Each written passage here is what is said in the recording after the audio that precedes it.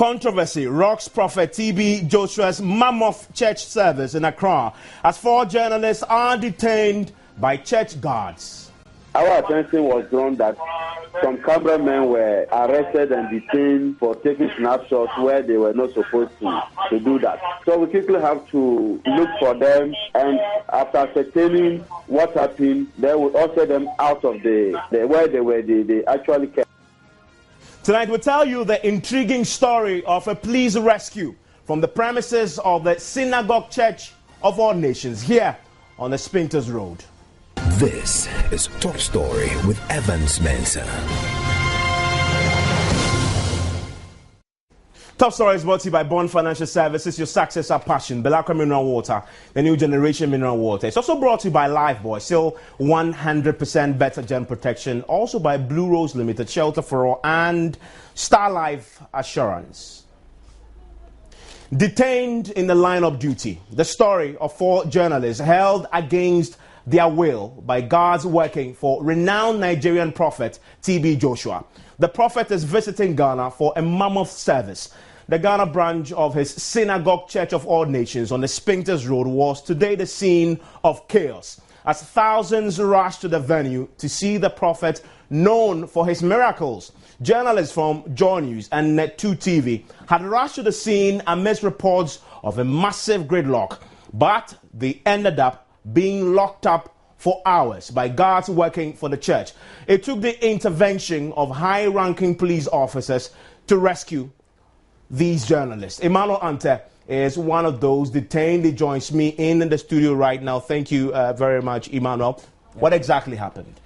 Well, we were informed of a traffic jam at the Spinters Road, and after covering the traffic situation there, we decided to go into the premises and see what is really happening there, what is really causing the traffic. Upon getting there, we realized that there were people sitting on the scorching sun, holding branches of neem trees and covering themselves. So we decided to take shots of them because it was newsworthy. We decided to even go closer to them and then talk to them, but we decided to go back into the premises itself, take shots in the ask permission first, and then take shots of the premises itself. But unfortunately, so just to clarify, these initial shots were outside the inner perimeter of the church. Of course, precisely. This church had a wall.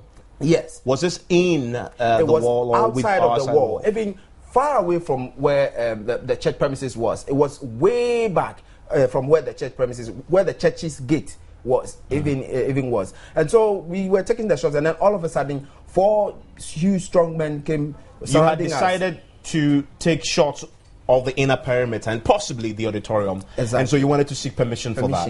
What happened when you attempted? When we were on our way to the premises, we were surrounded by 4 young men, huge young men, and they asked of where we were coming from. I told them where we were coming from, and so they asked us to follow them.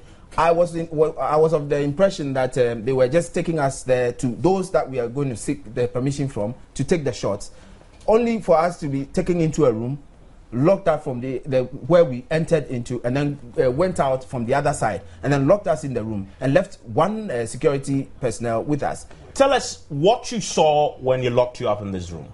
Well, when we got in there, we realized that there were other people sitting there. So we turned back to see who were there, and we realized it was another crew members from Net2 TV. And they told us that they've been there for the past 4 hours, as at the time they saw us. They said they've been there since 6 a.m. this morning, and they also came to seek permission to take shots. And then all of a sudden, they were detained there. So apparently, from what they told you, they've also been detained in this particular room since 6 a.m. Exactly. And this was what time when you got in there? We got there around 10. So they've been there for, close to 4 hours? Yeah. And that it was so devastating for, especially my cameraman. Blows were nearly exchanged. I must quickly indicate that we've spoken to the journalists from Net2. They've confirmed what happened, but they intend to deal with it in their own way. Let me ask, were these gentlemen in a position to say, don't use your camera when you were in there? Did they seize your camera? They tried. They attempted to seize our cameras, and we asked why. First of all, when they asked us to join them, when they took us to the room, we asked why they are leaving us there, why they are detaining us. And they said, probably we might have an arrangement with the police, and if they take us to the police, we might be released. And they don't want us to be released, so they want to detain us there. And all of a sudden, the other guy came trying to grab the camera from my cameraman. He tried pulling it, and that was what caused the scuffle. It nearly resulted in blows. Let me ask you, did they give you any official explanation why they were detaining you? No, not whatsoever. They did not give us any explanation. All that they said was, you are taking shots, and so we are asking you to, we are detaining you here. So stay here. We are coming. And then they left us. How did you finally then manage to get out of that room where you were being detained? Well, I managed to call the office and inform them about it, and then call the police officer, the police commander who we talked to previously when we were taking shots of the traffic situation. And then he in turn also called their officers, and then other security personnel also came through, and then they came in there, ushered us out, and then that was it. They escorted us to the gates of the outside of the premises of where the whole thing was happening. And then we found our way back to the office. Emmanuel, stay with me a while longer. I called up the police officer, Superintendent Alex Kumankani, who led the team to get you out of the holding room at the church. This is what he told me. Our attention was drawn that some cameramen were arrested and detained for taking snapshots where they were not supposed to do that. So we quickly have to, look for them, and after ascertaining what happened, then we usher them out of the where they actually kept, and then ensure that they were ushered out of the crowd to return to their base. I understand that one of them had to give you a call when he was in distress. Yes. What happened was that we had a call from our control room. That's the police information room. That someone was detained. So we quickly have to call the number, and we're able to get in touch with the cameraman. Did you meet any resistance on the property at the church? Oh, no, we did not. And I was just wondering if you had any assistance from the guards at the church who had detained them. Well, in fact, we do not even get the actual people who put them there. But being peace officers, and then we just have to use our discretion and then let them go. From what we understand from these journalists, they managed to give you specific directions to the exact room where they were being held. Yes. As for that. In what state were they in? Were they worried, scared? Well, they were okay. They were okay. Were you giving any official explanation why these journalists were being held against their will? We didn't know the reasons why they were initially kept over there. But when we asked, they said they were seen taking photographs, which, according to them, no one was allowed to take photographs. So we have to intervene and then ensure that they return to their base. But is this something that the police intend to investigate? Well, as I mentioned, it's something that we could not pinpoint who did that. Is there any plan to look into and find those who did it? Well, if a formal complaint is lodged by those who... I still have a meaning, Emmanuel. You had the police officer that he led the team to rescue you from where you were being held on the premises of the church. He says, well, you need to file a report to allow them to do the investigations. Would you file a report?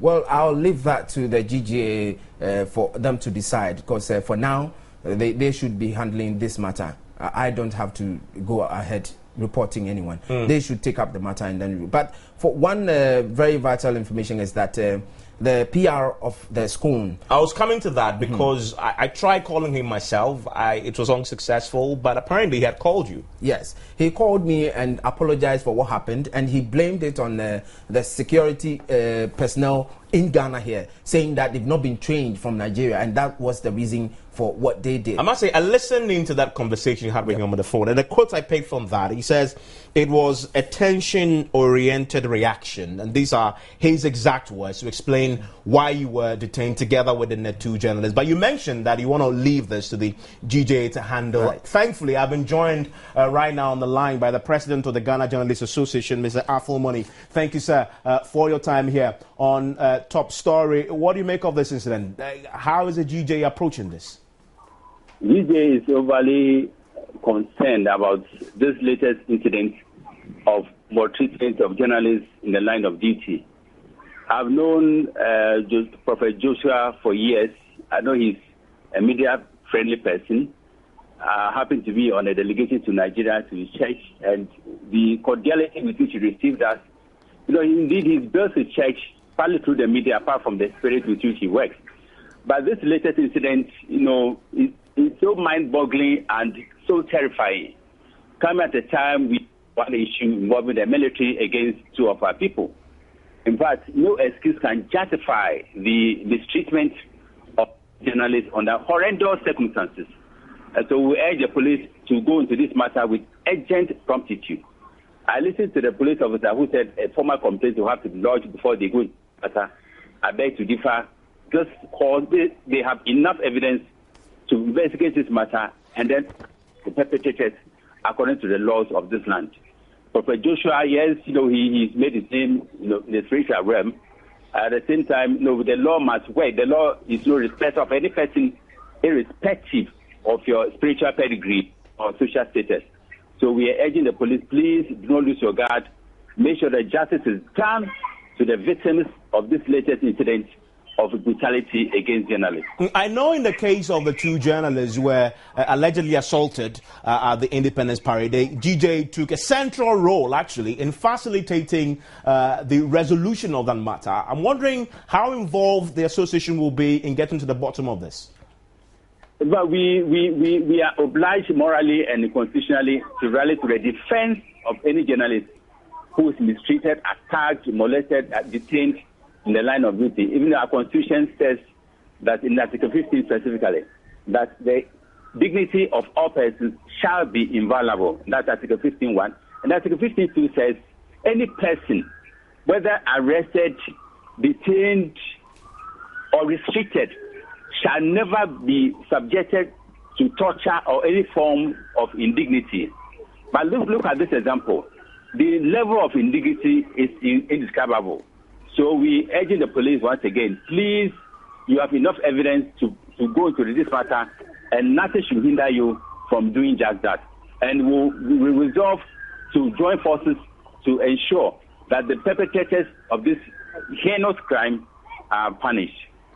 The only logical explanation you can give, I'm saying the only logical explanation because we've not been giving any official reason why they were held, but you can deduce that because they were filming from outside the inner perimeter, somebody thought something wrong was happening. And this is it something that the GJA want to look at again? Maybe come up with some clear guidelines on what to do, where to film, where not to film, etc. Is it something that you think is worthy of consideration? Every professional journalist at least knows the parameters within which he or she must operate. And apart from filming, apart from taking that note, at least we should have a sense of security. And we expect our people to obey those things to the highest order. But again, listen to the explanation offered, or alleged explanation offered by security guards of Prophet Joshua, that the Ghanaian security guards have not been trained enough to behave professionally. This is an admission of guilt. So we can build upon this to prosecute this matter and ensure that justice is done at the end of it all. Aful-Money is the president of the Ghana Journalists Association. Thank you, sir, for your time here on Top Story. That's a key question. The final question I asked him we'll be pursuing on Newsnight if you join us in 15 minutes. Because seriously, do we have any laws on our books that regulate where a journalist can film and where they cannot? And if indeed you are a property owner and you, in your estimation, a journalist has breached your rights, do we have any laws that regulate how you can seek redress and how you go about it? We'll interrogate that if you join us on Newsnight. Plus, We understand the striking doctors have called the press conference at 6 p.m. Following a meeting they held today, we will be telling you what the outcome of that meeting is exactly. You want to join us in 15 minutes on Newsnight. Top story is brought to you by Bond Financial Services, your success, our passion, Belacqua Mineral Water, the new generation mineral water. It's also brought to you by Lifebuoy, so 100% better germ protection, Blue Rose Limited, Shelter for All, and Star Life Assurance. My name is Evans Mensah.